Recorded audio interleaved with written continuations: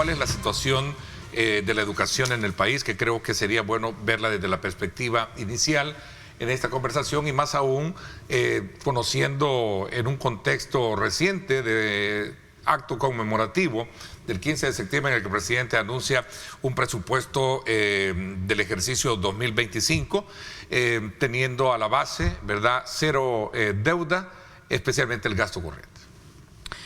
Bueno, Ernesto, para nosotros es bastante preocupante, particularmente cuando yo estaba viendo el anuncio. La primera cosa que se me vino a la cabeza es de a cómo nos va a tocar a nosotros ahora. Y en efecto, no estaba muy alejado de la percepción. Los maestros venimos sufriendo desde hace ratos una serie de problemas de orden económico, de tipo laboral, las condiciones en las escuelas, muchas escuelas con vida útil ya caducada, falta de diálogo para buscarle solución a esta problemática. Pero cuando vemos el anuncio, a cualquier salvadoreño creo que el anuncio le agradó. Dijo, bueno, estamos arribando entonces a un país donde ya hay suficiente ingreso, ¿verdad? Donde ya se erradicó totalmente la evasión y la elusión, donde se ha hecho suficiente ahorro en un quinquenio que hoy nos va a permitir construir un presupuesto sin deuda. Ser observado, plantea, o ser tratados. ¿Cuál es el término? Se suspenden los incrementos y nivelaciones salariales para los funcionarios del Estado, así como para los empleados públicos que presten sus servicios bajo el régimen de ley de salario o de contrato, o por cualquier fuente de financiamiento, y le aparecen cuáles son las fuentes de financiamiento, en todas las instituciones de los 3 órganos del Estado, así como en las instituciones oficiales, autónomas y descentralizadas, independientemente de las facultades que al respecto les otorguen las leyes especiales. ¿De acuerdo? O de creación, dicen ellos. El escalafón por medio del cual ustedes reciben. Exacto, esa es la ley de creación. Esa nivelación es una ley especial. Exacto, incluyendo aquellos productos, y para que quede muy claro, dice, incluyendo aquellos productos de los escalafones de salud y educación. Ahí está entonces la pregunta que yo me hice, de a cómo los va a tocar. Estamos ante una situación que ahora no solo no van a revisar los salarios, que acuérdese que es una deuda de casi 6 años ya, no solo no van a realizar la revisión salarial, sino que ahora aquellos profesores que en el año 25 les tocaba ascender de categoría y recibir un 6%, un 8%, un 10% para los que inician, no van a tener esa prerrogativa.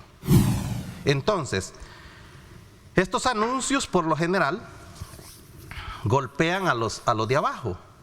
A nosotros nos hubiese gustado que antes de hacer esto, ¿por qué no revisaron esos salarios onerosos que se acaban de dar a conocer últimamente de lo que ganan en la Asamblea Legislativa, en otros órganos del Estado? Pero viene a reventar por lo más bajito. Esta situación va a poner en buena lid, señor López, mucho más crítica. Va a ampliar la crisis que hay en la escuela pública. Pero no será, y estoy en la obligación de preguntarme y dejar un poco el espacio a la duda, porque esta solamente es una directriz. Exacto, son las normas. Son las normas por las cuales entiendo que año con año, cuando hay una presentación de esta naturaleza, el Ministerio de Hacienda, que es el que se encarga de administrar y repartir la plata y de recogerla, siempre tiende a la mano, mire, establecer ciertas directrices para ser austeros, para hacer lo que sea, ¿no? No es nada en concreto para poder preguntar así de manera muy directa. El presupuesto no se conoce. A eso voy. No se conoce. Pero yo creo que ningún ministro que bajo la norma de formulación se vaya a saltar esta norma, ningún ministro va a tener como decimos, la osadía de decir, bueno, yo voy a incluir algo que la norma me lo prohíbe. Pero falta, como dice usted, que ver el presupuesto ejecutado. Yo esperaría que a este sector especialmente al sector docente, al cual yo pertenezco, que por 6 años prácticamente ya no le han cumplido la ley de la carrera docente en los términos de la revisión salarial. Hombre, no le vengan a terminar pegando este tiro de gracia, quitándole el escalafón. Eso sería el tiro de gracia, porque la educación en este país, don Ernesto, está en la crisis en que está porque los elementos o los factores indispensables para este proceso no están siendo atendidos adecuadamente. ¿La prueba avanzó el resultado, el vivo reflejo del resultado de lo que usted me está diciendo? Sí, mire cómo estamos ahora, en peor condición que como que estuvimos en Páez. Con el agravante que ahora el avance es un puro requisito y se hace por puro requisito, pero ya no cumple ninguna funcionalidad. Cuando se diseñó la prueba Páez, se diseñó con el propósito de que este resultado sirviera para evaluar dónde están los desafíos del sistema educativo. Ahora ni siquiera para eso sirve, porque los alumnos hacen la Páez en su casa, conectados en un aparato, algunos conectan hasta 2 o 3 para ver cómo salen mejor. Más salarios, tema pensiones, este tema de las riñas callejeras. El ministro, tengo días de no ver al ministro, el ministro de Educación públicamente, ¿no? Sí, los funcionarios de hoy tienen esa caracterización. ¿Sí? Muy poco se comunican con la gente. No hay conversaciones, no hay diálogo, no hay mesa. El diálogo con los maestros está roto, ¿sí? Totalmente. No hay ninguna posibilidad de discutir temas como estos que usted planteaba. Por ejemplo, esa riña que se produjo así de manera esporádica. Mire, Ernesto, el fenómeno de las pandillas, que fue un fenómeno de lo más criminal que ha vivido este país, tuvo su origen en institutos nacionales. O sea, ahí se acentuó, porque ahí llegan los jóvenes. Ahí se dio el origen. Entonces, ¿qué es lo que sucede? Estos institutos nacionales o estas pandillas llevaron a estos institutos al conflicto, a que se dieran en la calle y si se podían matar, que se mataran. Porque esa era una estrategia, la violencia era una estrategia, porque en la medida que el muchacho cometía el delito, más fácil estaba de que fuera incorporado a las pandillas. Entonces, hoy el fenómeno se ha un poco diezmado, ¿de acuerdo? Pero están las secuelas ahí. Yo he dicho públicamente, yo espero que el Ministerio de Educación o el Estado como tal diseñe proyectos para atender a los hijos de los jóvenes, de los padres que están encarcelados. Porque hay una buena cantidad de jóvenes que son hijos de pandilleros y esos pandilleros están encarcelados. Y esos muchachos no crea que están alegres con el Estado mismo o con las instituciones del Estado. Esos brotes de violencia tienen que ver con eso. A esos muchachos hay que atenderlos. ¿Qué acciones han implementado ustedes como sector magisterial para exigir el cumplimiento de sus propuestas, de sus demandas, de sus reivindicaciones, y particularmente frente a un escenario como el que hemos estado hablando en tema de pensiones y presupuesto? Mira, Ernesto, no hay que olvidar la condición en que vive la sociedad salvadoreña hoy. Nosotros vivimos bajo un régimen de excepción que prácticamente te limita a muchas de las acciones que nosotros hacemos. ¿Tienen miedo de nosotros? Ah, claro que sí. ¿Ustedes como dirigentes se sienten temerosos? Y no es un invento. Son 17 sindicalistas encarcelados. Trataré de ser equilibrado en la apreciación, pero aquí estamos hablando públicamente. Ah, no, claro que sí. Lo que sucede es que las realidades, la gente no las conoce muy bien. Le pongo un ejemplo. Toda la junta directiva de un sindicato de cultura lo procesaron por protestar frente al edificio de trabajo, porque a criterio de ellos el jefe no era competente. Eso lo llevó a...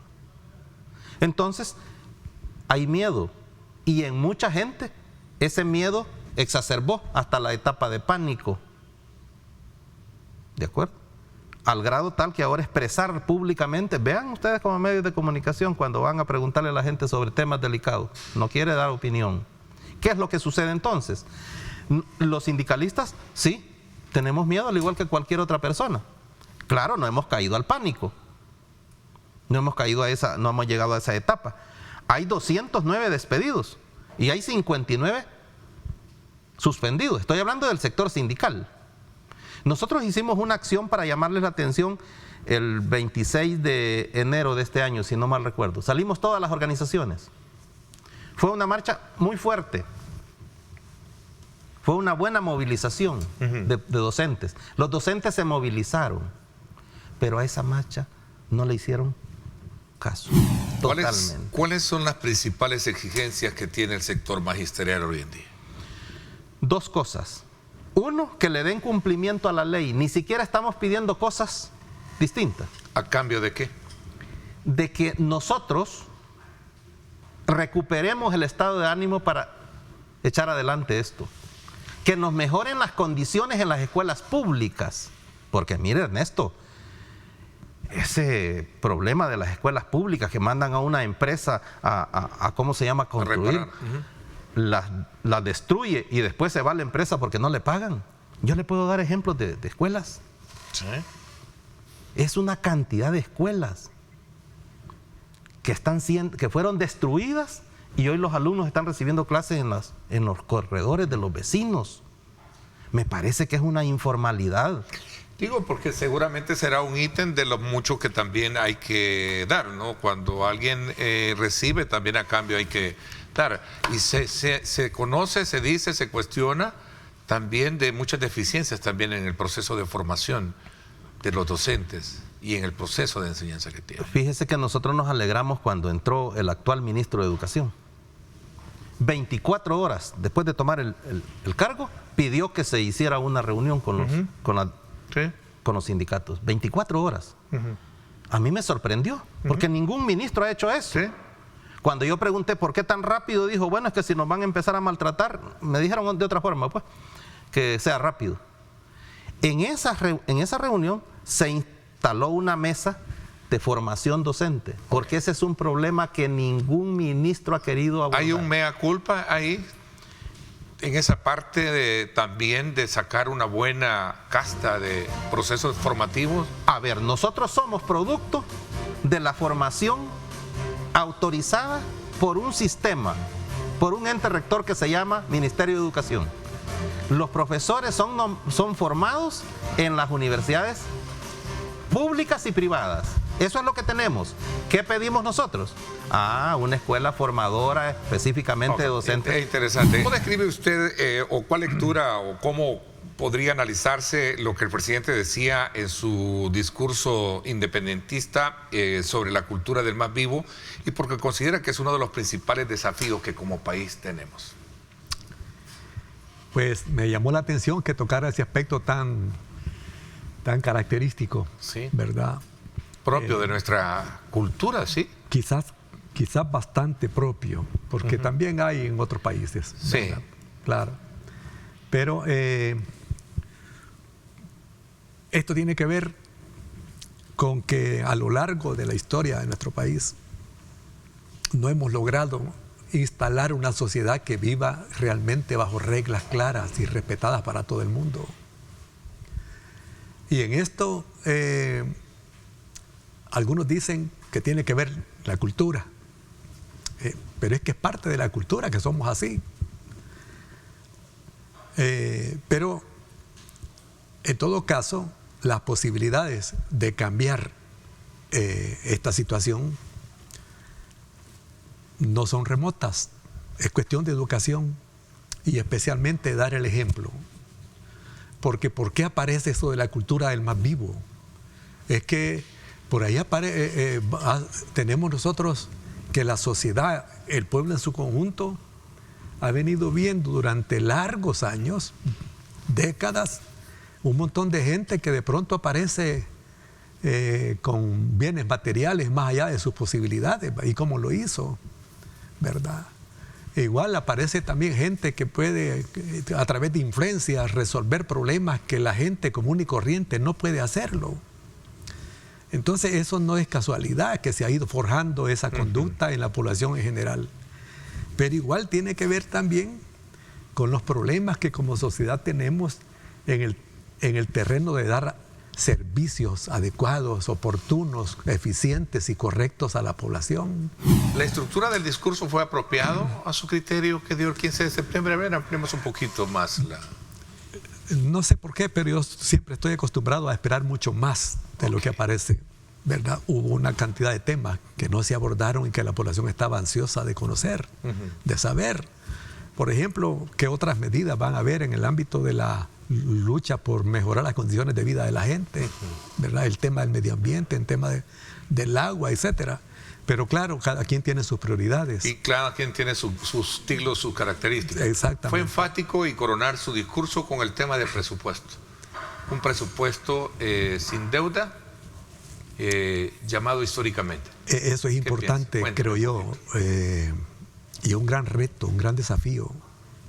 No es el primer presidente que se lo propone, ¿verdad? Ni aquí en El Salvador ni en otra parte.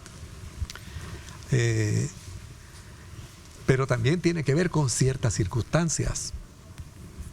En realidad, Ernesto, este tema que está aquí planteado en este momento, a mí me trae al recuerdo un libro que leí hace varios años, que se titula ¿Por qué fracasan los países?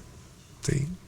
Y entre otras cosas, hace una serie de cuestionamientos y de razonamientos acerca de cómo algunos países han logrado superar el atraso y lograr niveles de vida y de desarrollo mejores.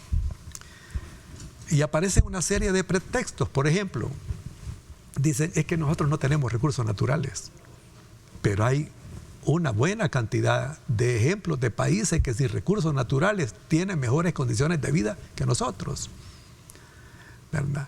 Hay otros que dicen, sí, pero es que nosotros no tenemos acceso al mar, ¿verdad?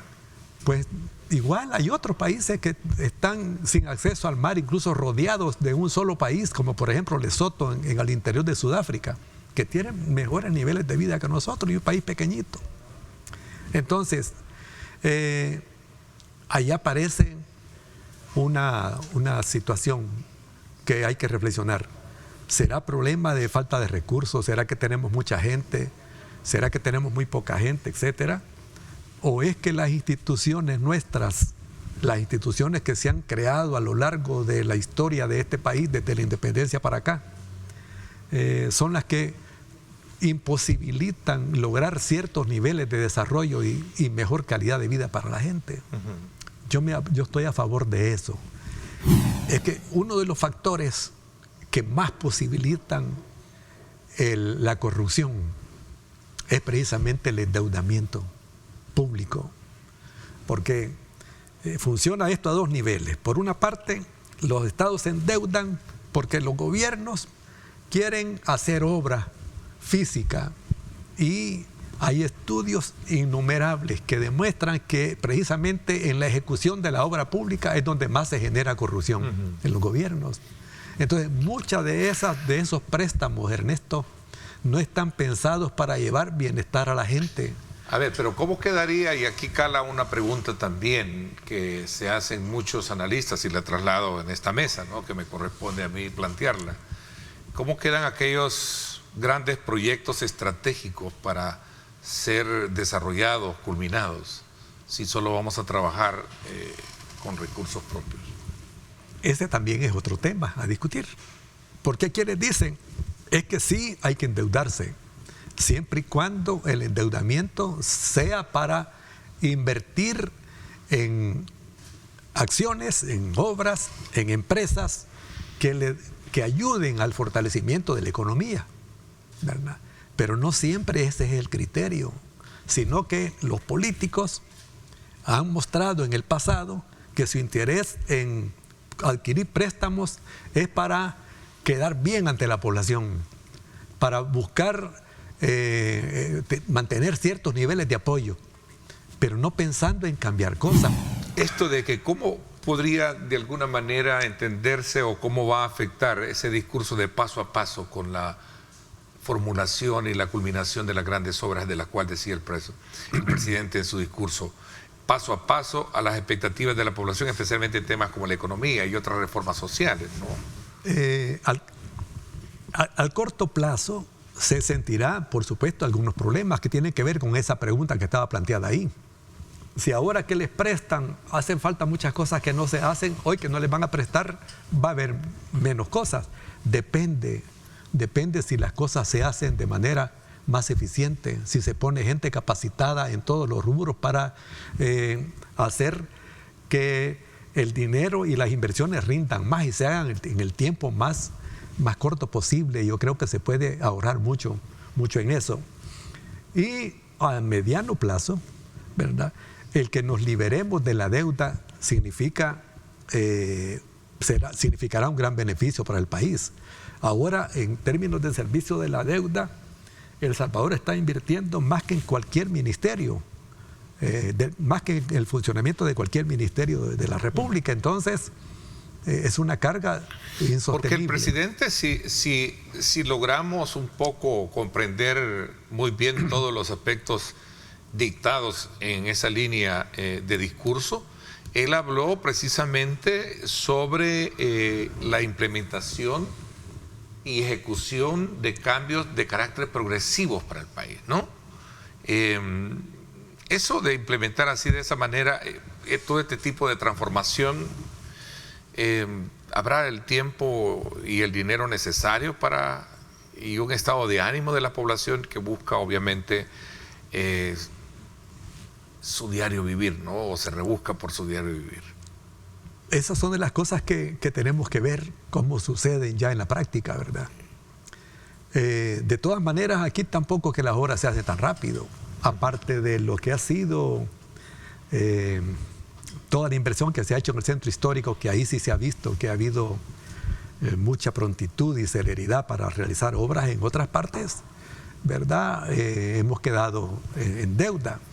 Y toda esa ansiedad de la población en términos de que se le vayan resolviendo cosas tiene que ver con una larga espera, ¿verdad? Y además tiene que ver con las promesas que se le hacen. Entonces yo esperaría de que la gente entienda que no se pueden hacer las cosas de la noche a la mañana, pero que se están haciendo. Si mira que las están haciendo, creo yo que la gente va a tener la paciencia y va a estar dispuesto a esperar el tiempo que sea necesario. ¿Cuál es el desafío en materia de educación superior? Usted siendo un educador de una universidad privada, ¿no?, ¿qué se tiene? Bueno, tenemos una gran cantidad de desafíos. Igual acompañando el conjunto de desafíos que hay a todo nivel, en la economía. La educación superior es accesible porque se habla mucho de que hoy en día se ha particularizado, se ha comercializado demasiado la educación superior. Hay muchas universidades caras y todo esto, ¿no? Pues hay un fenómeno, Ernesto, que vale la pena poner a la mesa cuando se habla. Por cierto, hay una pregunta que hace un televidente ahí, creo que ahí está, ¿no? ¿Sí? Cuando se habla de educación superior, y esto es preocupante, ya me imagino yo he encendido las alarmas a nivel del gobierno, es que sucede que año con año está disminuyendo la población estudiantil universitaria. ¿Ok? Del 22 al 23 se perdieron una cantidad no muy grande, pero del 23 al 24 ya hay una cantidad considerable de estudiantes, de disminución en la matrícula. Sí. Y entonces uno dirá, ¿será el problema de que es el costo de la vida? Esa será una posibilidad.